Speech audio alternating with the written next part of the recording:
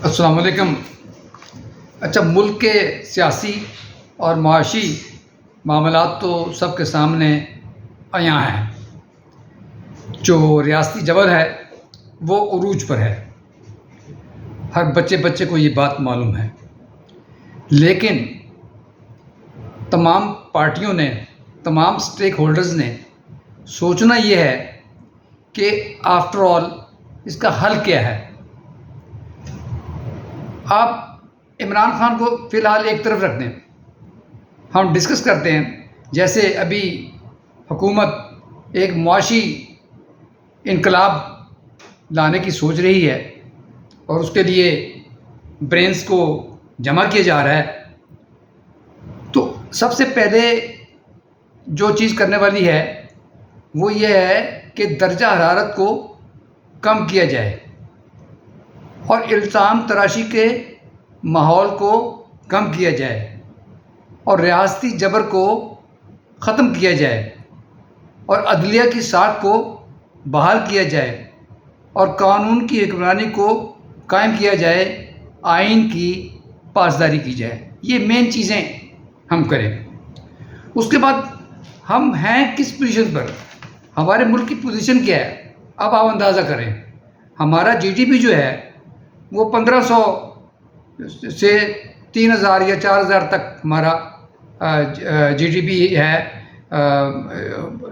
Per annum, اور جبکہ جو امریکہ کا جی ڈی پی ہے وہ $65,000 ہے، ہمارا 1500 سے 2000 تک ہے اور ان کا 65,000 ہے، رشیا کا 11,000 ہے اور چائنا کا 12,000 ہے، یو ایس اے کا اس کا یو کے کا 45,000 ہے۔ اب دیکھیں ہم کہاں سٹینڈ کرتے ہیں دنیا کے اندر، اور اس لیے اس وقت اتفاق بہت ضروری ہے۔ اچھا، آج کل جو ہے وہ ڈسکشنز ہو رہی ہیں، ملک کے جو مشہور معاشی ماہرین ہیں ان میں 3 لوگوں کو سن رہا تھا۔ ایک شبر زیدی صاحب جو ہیں وہ مشہور چارٹرڈ اکاؤنٹنٹ ہیں، فرگوسن کے مالک ہیں اور بڑے ایف بی آر کے چیئرمین بھی مقرر ہوئے تھے، لیکن کامیاب اس لیے نہیں ہوئے کہ وہ ان کو ماحول کو چینجز لانا بڑا مشکل تھا، کیونکہ مافیا جو ہے بڑا مقابلہ نہیں کر سکے۔ تو اس کے بعد ڈاکٹر کیسر بنگالی مشہور معیشت دان ہیں وہ، اور دوسرا ڈاکٹر تیمور جو لمز میں پڑھاتے ہیں۔ اچھا، اب یہ ملک کے حالات ایسے چلے گئے ہیں، کچھ سوچیں یہ سوچتی ہیں کہ نظام بدلا جائے۔ اب اس میں 2 قسم کی سوچیں ہیں۔ ایک سوچ جو ہے وہ کہتی ہے کہ کیپٹلزم ہی رہے، یعنی کہ سرمایہ دارانہ نظام ہی رہے، اور دوسری سوچ یہ کہتی ہے نہیں، ہم سوشلزم کی طرف موو کر جائیں۔ اور اس پر مطلب ہے کہ سب سے زیادہ جو ہائبرڈ سسٹم سوچتے ہیں وہ ڈاکٹر کیسر بنگالی جو ہے وہ سوچتے ہیں۔ وہ میں پھر آگے بتاتا ہوں کہ وہ کیا اس پر وہ کیسے اس پر بات کرتے ہیں۔ اچھا، اب یہ کہ ہماری جو پوزیشن ہے، آپ اس طرح سادہ لفظوں میں کہیں، یعنی ٹریلینز میں بات نہیں کرتے کہ عام آدمی کو سمجھ نہیں آتی، یعنی کہ ہمارا جو 2023 کا بجٹ ہے وہ 15,000 سمجھ لو 15,000 روپے کی کسی کی تنخواہ ہے۔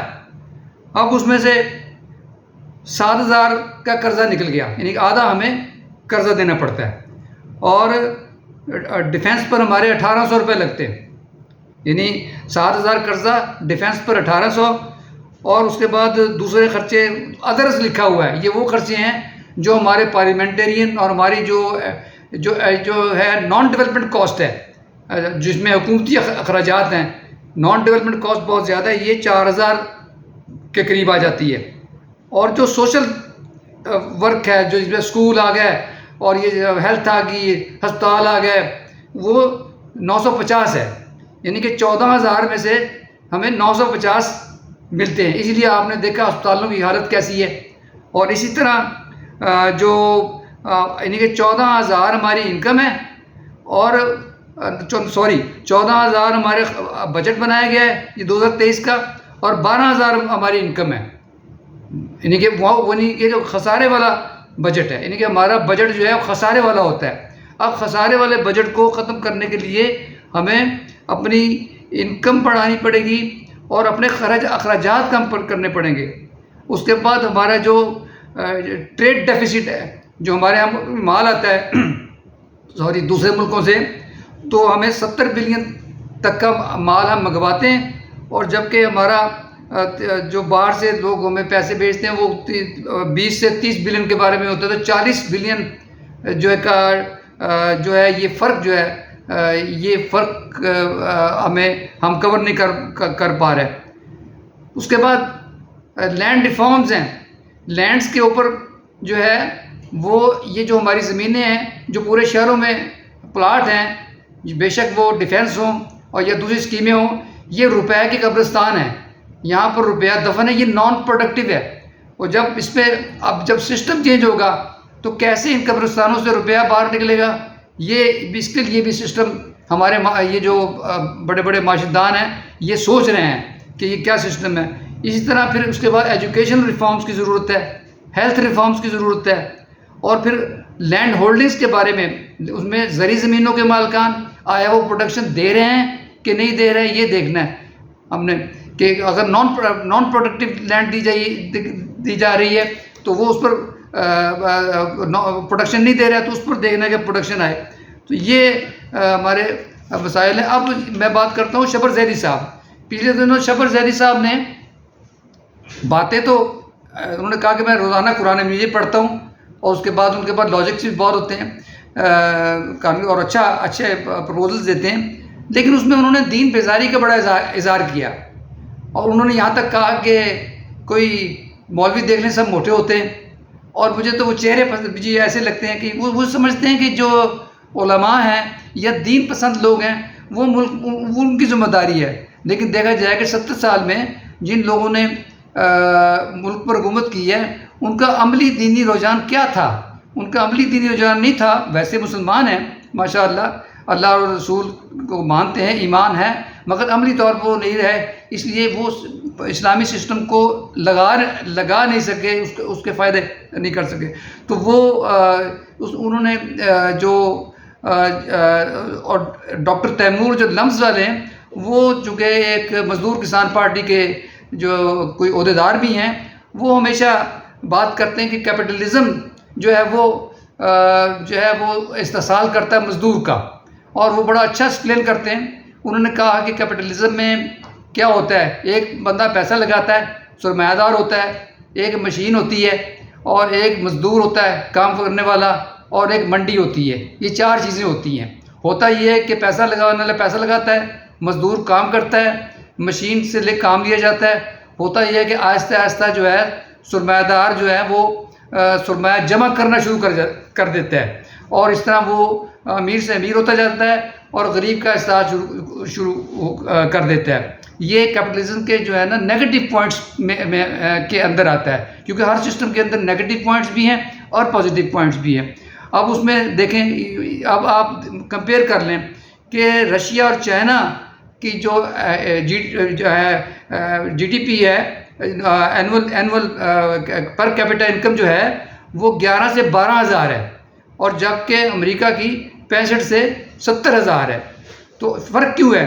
حالانکہ رشیا اور چائنا میں بھی بیسک سہولتیں ہر شہری کو ملتی ہیں، لیکن وہاں پر پبلک اجتماعی انویسٹمنٹ ہوتی ہے، اور جو پیسہ ہوتا ہے وہ اجتماع پر انویسٹ ہوتا ہے، یعنی کہ وہاں کے ریلوے اسٹیشنز، ایئرپورٹس، بینکس اور پرائیویٹائزیشن نہیں ہوتی، تو وہ سب کا ہی ہوتا ہے، فرد کا نہیں ہوتا، یہاں فرد کا نہیں ہوتا۔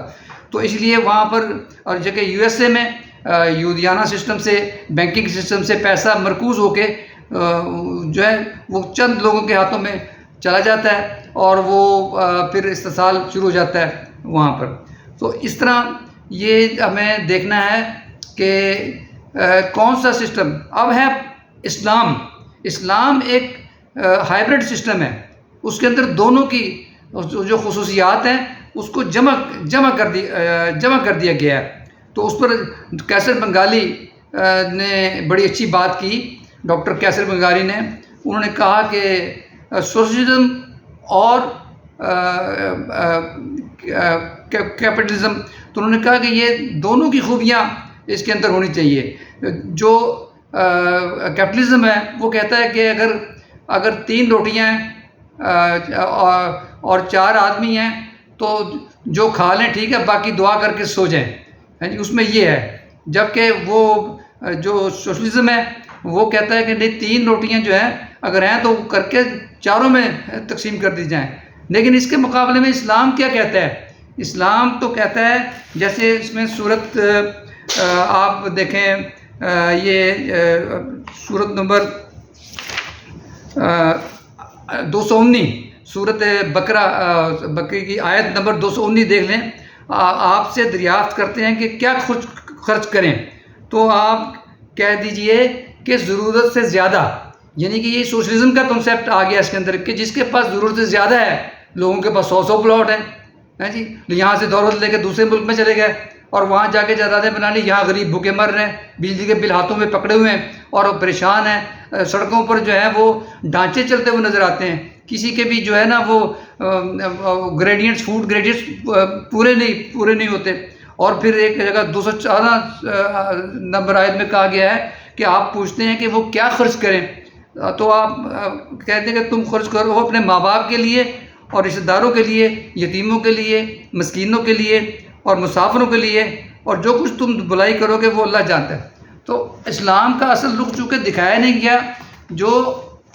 کچھ لوگ جو ہے وہ سوشلزم کی طرف چلے گئے اور کچھ لوگ جو ہے کیپٹلزم، دونوں ایکسٹریم پر چلے گئے، اور دونوں کے اندر کچھ گڈ پوائنٹس بھی ہیں، کچھ بیڈ پوائنٹس بھی ہیں. لیکن اسلام ہی ہے صرف جو دونوں کے پوائنٹس کو، مثلاً کیپٹلزم میں کیا ہے، وہ ذاتی آزادی اس کے اندر ہوتی ہے اور کمپٹیشن ہوتا ہے، لیکن دولت کی غیر منصفانہ تقسیم ہو جاتی ہے. جس طرح پاکستان کے اندر 90% دولت جو ہے وہ چند ہاتھوں کے اس میں ہاتھ میں ہے اور باقی جو ہے وہ دوسروں کے ہاتھ میں ہے.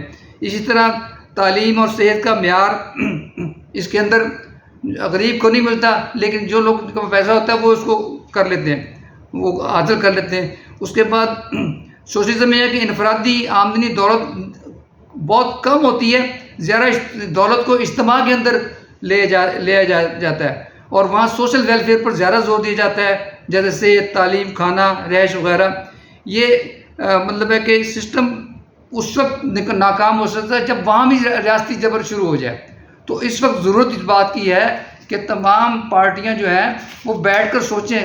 دیکھیں کبھی بھی پارلیمنٹ کے اندر 70 سال میں معاشیات کے اوپر یا ملک کے نظام کے اوپر بات نہیں کی. چند لوگ جو ہے اسلام پسند لوگ اسمبلی میں بیٹھے ہوتے ہیں، لیکن باقی یہ ماحول نہیں ہے. اس لیے یہ بیٹھ کر سوچا جائے اور یہ بات جلدی سے جلدی اس کو فیصلے کیے جائے، ورنہ جتنا ڈیلے ہوگا اتنا جو ہے لوگ پرابلم میں آئیں گے.